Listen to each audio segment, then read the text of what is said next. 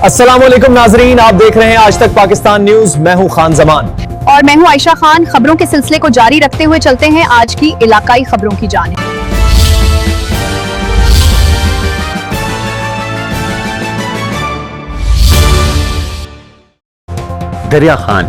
दरिया खान के मोहल्ला स्यालांवाला की तंग गली में खुले दिल के मालिक मरहूम सूफी अब्दुल रहमान की 15 साल कबल शुरू की गई लंगर की रिवायत आज भी पूरी आबोताब से जारी है।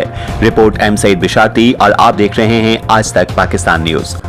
दरिया खान के मोहल्ले स्यालांवाला की एक तंग सी गली में आज भी मोहब्बत, अकीदत और इंसानियत की एक ऐसी रिवायत जिंदा है जिसकी बुनियाद तकरीबन 15 साल कबल मरहूम सूफी अब्दुल रहमान ने रखी थी।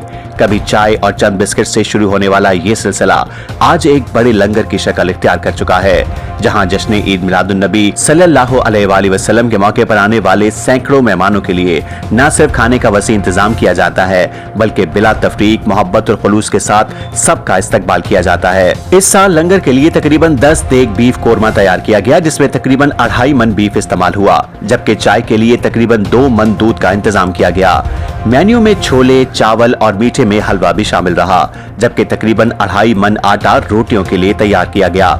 मरहूम सूफी अब्दुल रहमान के इंतकाल के बाद उनके 6 बेटों ने वालिद की शुरू की हुई इस रिवायत को खत्म करने के बजाय हर साल मजीद वुसअत दी।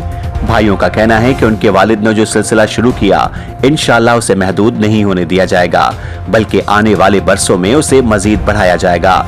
रात तकरीबन 10 बजे से लंगर की तैयारियों का आगाज हो जाता है।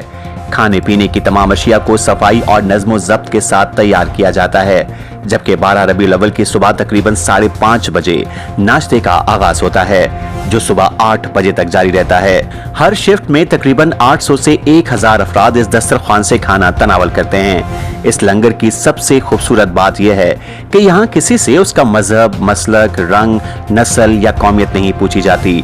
शिया हो या सुन्नी, गोरा हो या काला, किसी की जात, नस्ल या कौमियत नहीं देखी जाती। देखा जाता है तो सिर्फ इंसानियत और मोहब्बत का रिश्ता।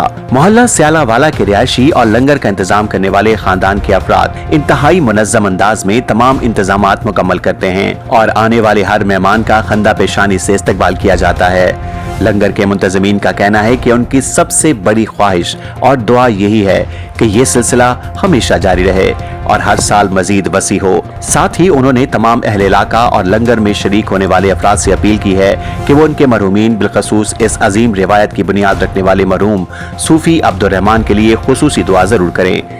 ये सिर्फ एक लंगर नहीं बल्कि एक बाप की नेकी, 6 भाइयों की खिदमत और पूरे मोहल्ले की मोहब्बत से जुड़ी हुई वो रिवायत है जो 15 साल बाद भी उसी जज्बे के साथ जारी है। मोहल्ला स्यालांवाला की ये तंग गली आज मोहब्बत, अकीदत, सखावत और इंसानियत के एक वसी दस्तरखान में तब्दील हो चुकी है।